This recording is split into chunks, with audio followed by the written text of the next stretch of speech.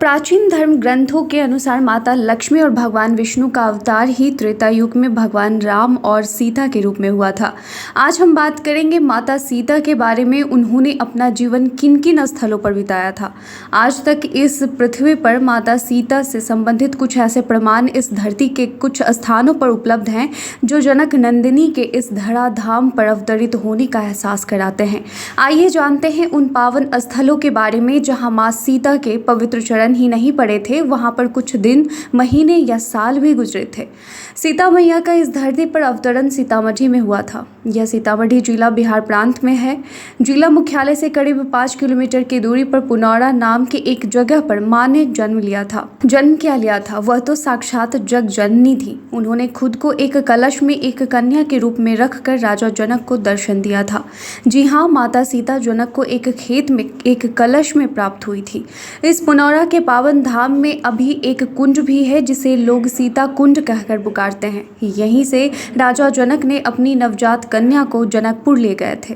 राजा जनक के राज्य की राजधानी जनकपुर के नाम से जानी जाती है, जहां राजा जनक अपने राजमहल में निवास करते थे। जनकपुर में भी अनेक भव्य मंदिर है जिनकी अलौकिक छटा है। जनकपुर ही वह दिव्य स्थल है जहां पर माता सीता ने किलकारियां भरी थीं और अपना बचपन गुजारा था।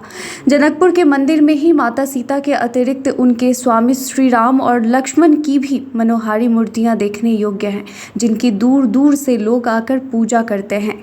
जनकपुर जो आज नेपाल में है, यहीं पर वह विवाह मंडप आज भी है जिस जगह पर माता सीता अपने प्राणनाथ श्री राम के साथ परिणय सूत्र में बंधी थी। माँ सीता के पवित्र विवाह स्थल की विशेषता यह है कि यहाँ से ढेरों लोग अपने कन्याओं के विवाह के समय यहाँ से सिंदूर लेकर जाते हैं, जिनसे दुल्हन की मांग भरी जाती है। ऐसा माना जाता है कि ऐसा करने से दुल्हन के सुहाग की आयु बढ़ती है और वह चिर सौभाग्यवती बनती है। रामायण की कथा को पढ़ें तो जानेंगे कि माता सीता जब भगवान राम के साथ वनवास में थी तो बहुत सारा समय उन लोगों ने चित्रकूट में व्यतीत किया था। चित्रकूट माता सीता और राम का अत्यंत प्रसिद्ध तीर्थ स्थल है, जहां हमेशा श्रद्धालुओं की भीड़ लगी रहती है।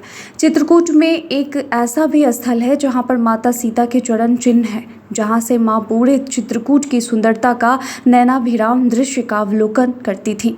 अब मैं आपको उस स्थान के बारे में बताने जा रही हूँ जहां पर लक्ष्मण जी ने शूर्पणखा की नाक काट डाली थी। हाँ, चित्रकूट में बहुत सारा समय बिताने के बाद भगवान श्री राम ने पंचवटी के लिए प्रस्थान किया था, जो नासिक में है। आज नासिक महाराष्ट्र में है, जो राम और शिव के तीर्थ स्थलों के रूप में प्रसिद्ध है। यहीं पर शिव का प्रसिद्ध त्र्यंबकेश्वर ज्योतिर्लिंग भी है। नासिक की ही वह पवित्र भूमि है जो शूर्पणखा की नाक काटने का गवाह है। यहीं पर लक्ष्मण जी ने विवाह प्रस्ताव रखने पर शूर्पणखा की नाक काटी थी। पंचवटी नासिक में 5 बरगद के वृक्ष के पास एक सीता गुफा है। यही वह स्थान है जहां से रावण ने सीता जी का धोखे से हरण करके लंका ले गया था। इसी गुफा में घुसने के लिए तंग सीढ़ियों का कष्टदायक रास्ता है जिससे लोग हंसकर पार कर लेते हैं। लंका का अशोक वाटिका वह स्थान है जहां पर माता सीता लंबे समय तक रही थी। रावण ने उनका हरण करके उन्हें इसी अशोक वाटिका में रखा था। जब प्रभु श्री राम ने माता सीता को खोजने के लिए हनुमान को भेजा तो वह सीता को खोजते खोजते आखिर वहां पहुंच ही गए थे जहां पर अशोक वाटिका में माँ सीता बैठी थी। आज भी यहाँ पर हनुमान जी के चरण चिन्ह देखने को मिलते हैं। माँ सीता के निवास की साक्षी देते इस धरती के इन स्थलों के बारे में सुनकर आपको कैसा लगा, आप हमें कमेंट सेक्शन में लिखकर जरूर बताएं। आज के लिए बस इतना ही। धन्यवाद।